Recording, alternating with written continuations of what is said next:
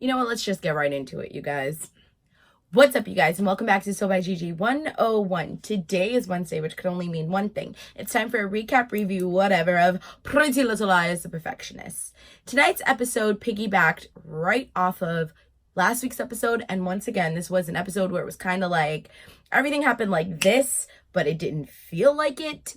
Quite bizarre. So last week we ended with Allison finding Taylor Hotchkiss, but she running away, and Caitlin being hit by a car. Those were like the major keys of what happened. But she was hit by a car, and they thought that it was Mason because they plotted to kidnap Mason, drug him, and get him to expose the fact that he had killed Nolan, even though we all know he didn't. Spoiler alert to tonight's episode, but whatever. And she gets the phone, and she gets hit by a car. So everyone just assumes that it's Mason. So tonight picks up at the hospital, and Caitlin is in surgery, and her friends want to see her, but they find out that she's still in surgery and there's some internal bleeding. And Allison shows up and Mona shows up, and there's a little bit of banter and irony about them being able to trust Mona, and Mona making some slight comments about her being and understanding what they're going through. Funny.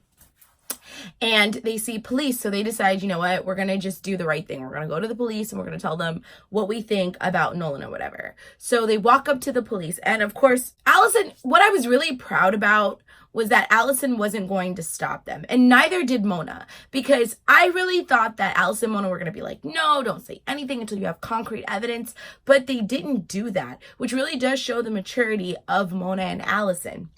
And I thought that that was great that they didn't try to stop them, and they allowed them to make that choice to want to go to the police and tell them what happened. So they run up and they go and they say, we have a statement that we want to make about Nolan's case. And then all of a sudden, here comes Booker. And Booker gives her cards to the police and say that Mrs. Hotchkiss wants her taking over the investigation of what happened to Caitlin. Now, I am immensely confused because, again, we are talking about campus security. How is it that campus security has this much freaking power? I don't understand. I'm frustrated. No entiendo. I'm confused. I have no clue how she gives them their card and they just waltz off. So naturally, after saying that, she's like, so you guys have a confession that you want to make about Nolan's killer?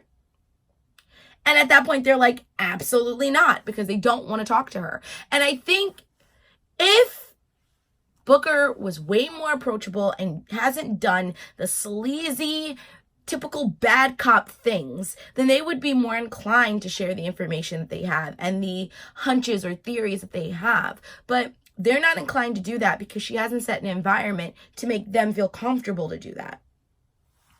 So, and let me just back up.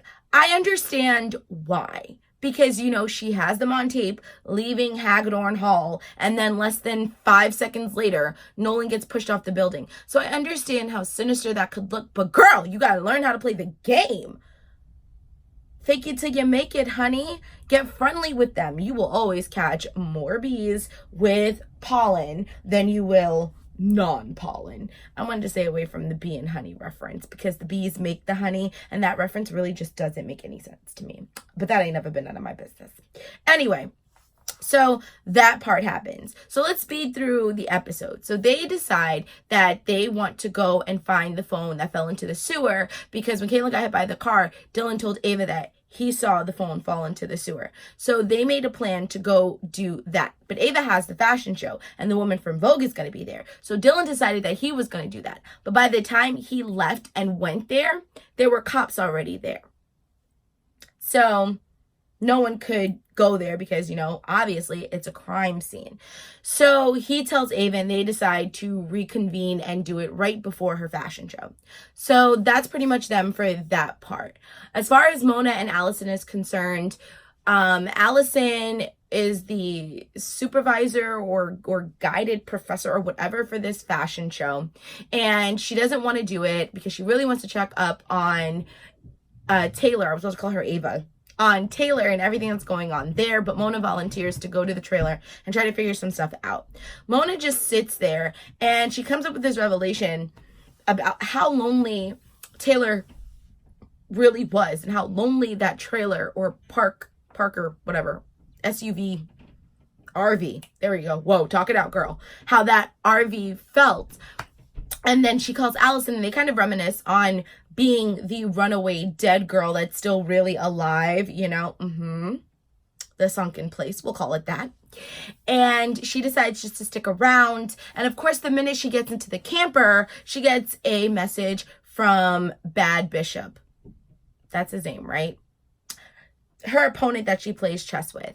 And Janelle Parrish was live tweeting tonight, and I did get a tweet from her, but it had nothing to do with the show. It was about a question that I asked actually before the show, but anyway.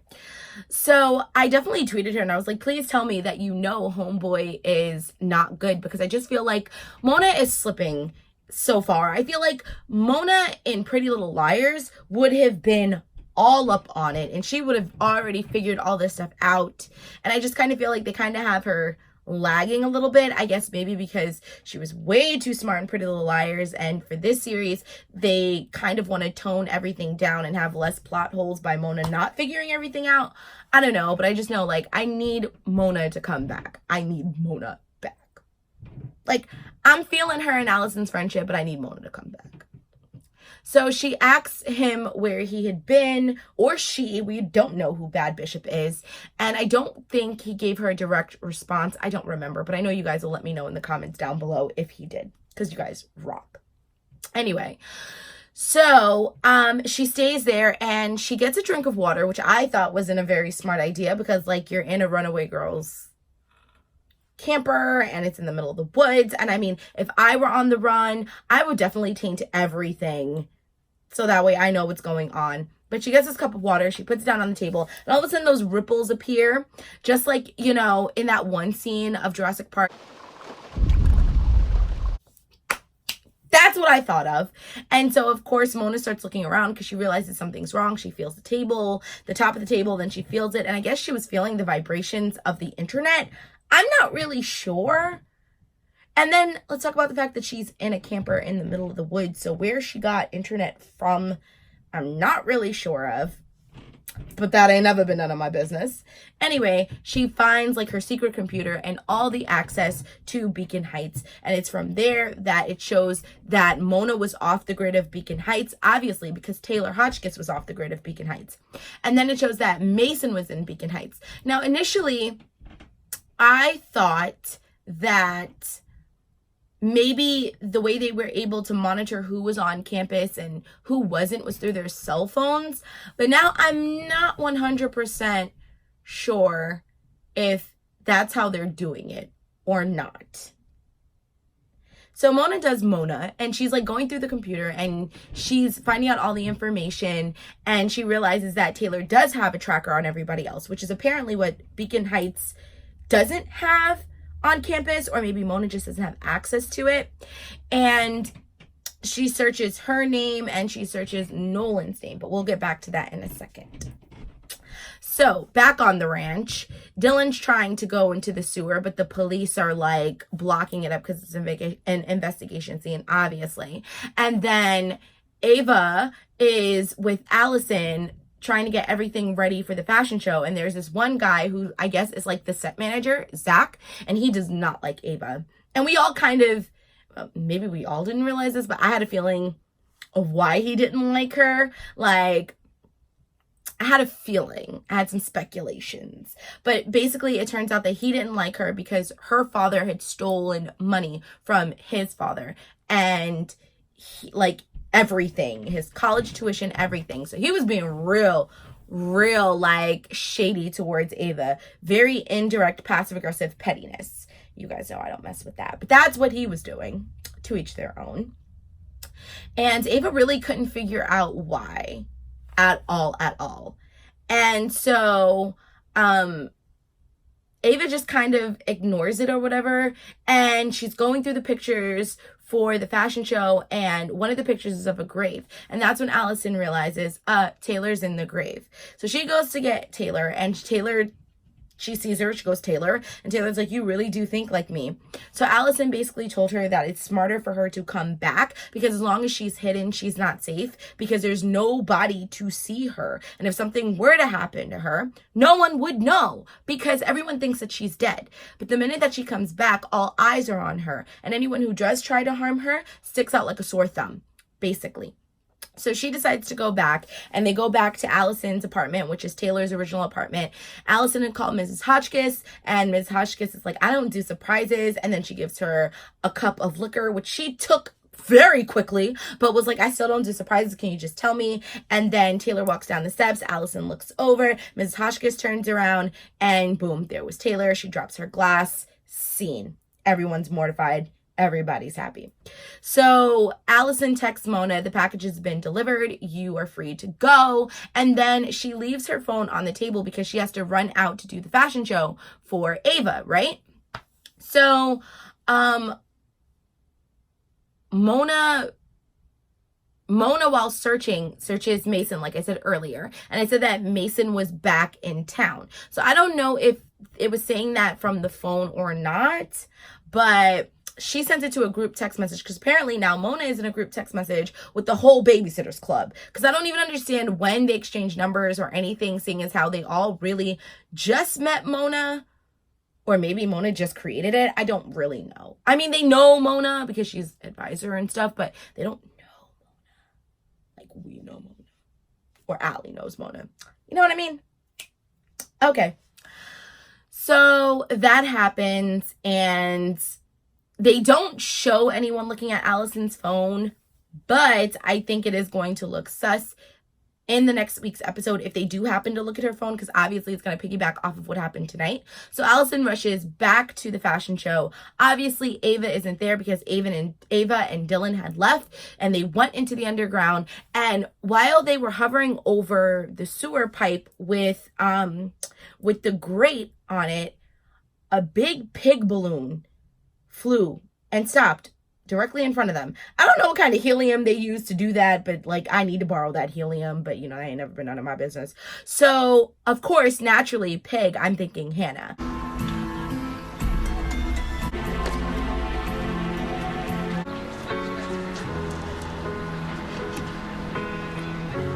We were gonna jump to the top of the Eiffel Tower. Like, real PLL people, I know y'all know what I'm talking about. So they look at it and they're like, that's weird. Let's just keep going into the sewer. They go into the sewer. All of a sudden, Ava screams, because Ava actually went into the sewer while Dylan was looking at the balloon.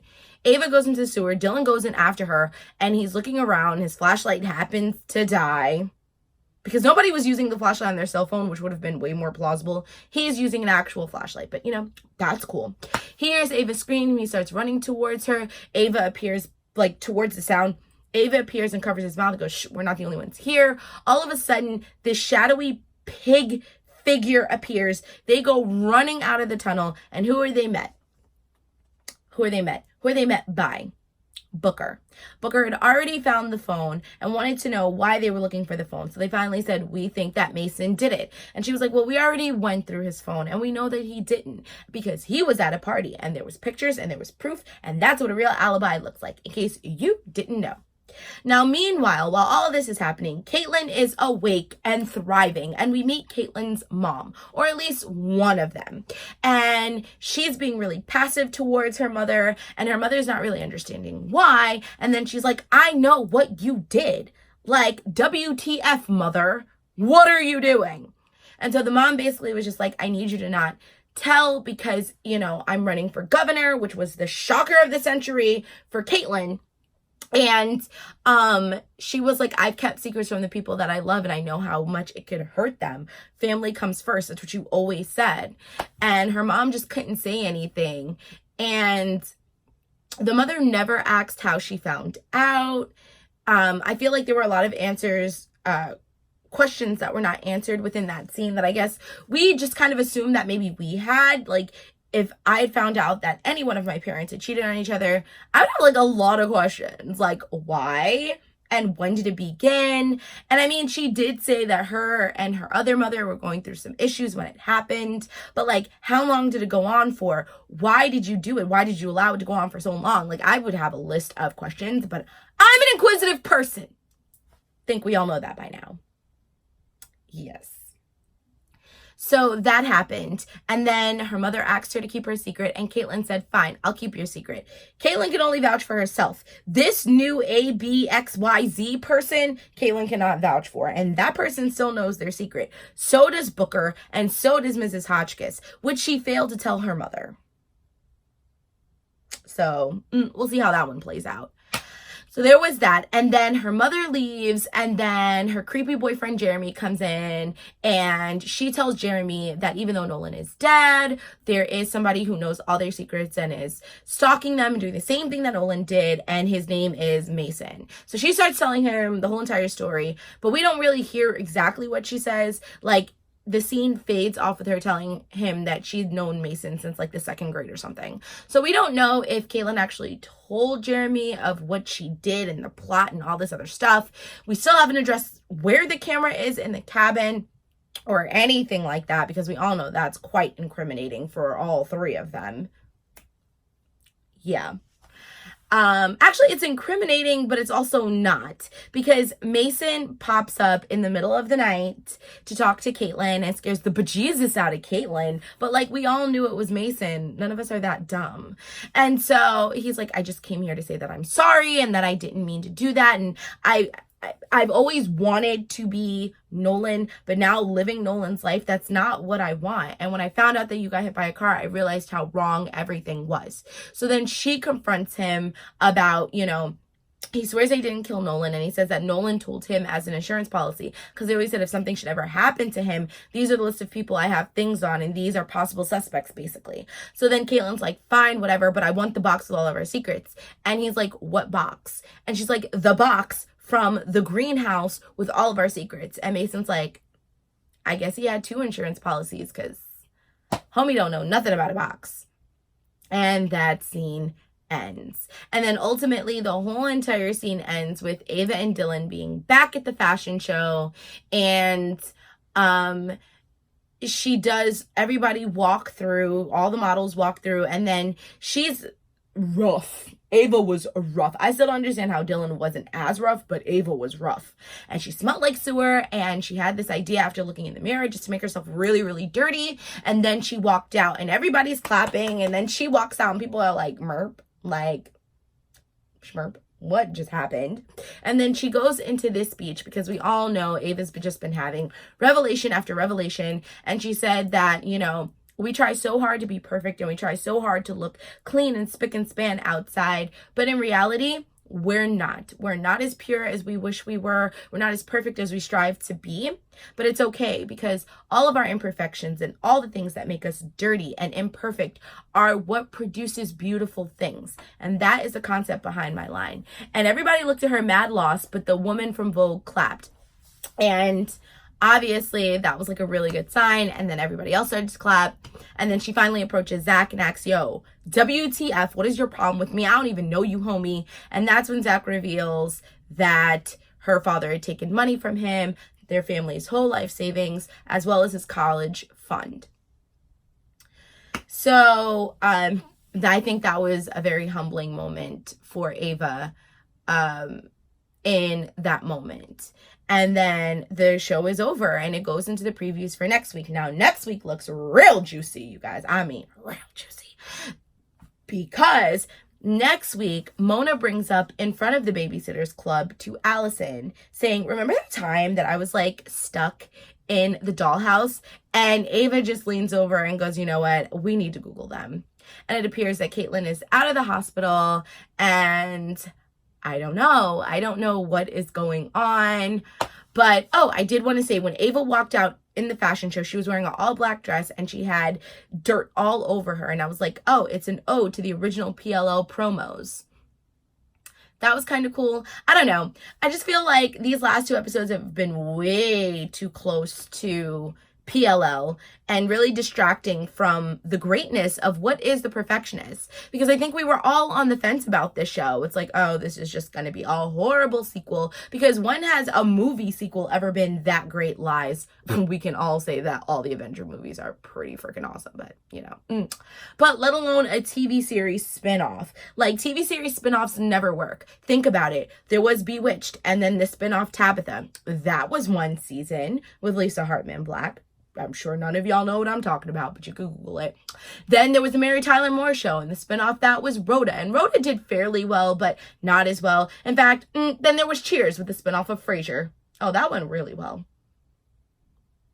Okay, so maybe I'm not 100% proving my point, but being that Pretty Little Liars was what it was, and how it ended, and how so many people felt, I think we just kind of thought that this wasn't going to be great. I think we all wanted it to be great, but deep in our hearts, we kind of knew that it wasn't going to be great. And then Marlena King does the magic that she does, and she produces something great. And I just feel like when they put way too much PLL references in there, it detracts from what the show is. Because I can honestly say, when I watch The Perfectionist, I don't think about Pretty Little Liars. I don't always think about Hannah or Aria or Emily. I never think about Emily, and I never think about Aria. We all know how I feel about them. Or Spencer. Like, I don't think about any of them. You know, even A, like, yes, I reference the PTSD of A whenever they get an unknown phone call or a text message or anything like that. But I don't genuinely think of A, because now it's this whole new mystery. And I think that that's awesome. And I just don't want to see as much PLL references. As nice as those little Easter eggs are, the show does so well on its own, and I need them to have faith in that and to just kind of leave PLL in the wings. And if you want to bring up PLL, like they did when she said that she needed to email the people because she was interviewing at Mrs. Hastings' office, if you want to bring that up, bring it up like that. Bring it up where it's like, oh, Hannah is coming in to visit Mona, and we have a little update. And we kind of get an update of what happened after the show. But don't keep bringing in these little, like, Easter egg things. I mean, it was cute in the beginning when we saw the very first episode. It was cute. It was nostalgic. But now I'm so invested in what is happening in The Perfectionist and investing in what is happening with these characters and this show, and seeing how much Mona and Allison have grown and how they are doing things differently, that now I'm starting to get a little bit annoyed when I see too many references of PLL, if that makes any sense. But that is all I have for you guys tonight. I hope you guys are enjoying these reviews. And I have to say, it feels so good to be back regularly talking to you guys. I know I haven't commented on, like, replied to you guys' comments in like the last 2 weeks. Your girl's been really, really busy. I have a lot going on. And if you want, I will give you an update of everything that's going on, but you guys know that I love you, and you know that I love to interact with you, which is why after I finish editing this video and uploading it, I'm going to reply to your comments. So either tonight or tomorrow, you will be receiving my responses to your retorts. And that is all that I have for you guys today. As always, if you enjoyed this video and you want to see more like it, or if you enjoyed me and you want to see more from me, all you have to do is be part of the JJ Meister Murder Pod Squad and come swimming with us on all of our adventures. How might you do that? You're probably asking. Well, it's simple. All you have to do is rate, comment, subscribe, and share, because sharing is caring, and I'll be seeing you in my next video. Loves and likes ya. Bye!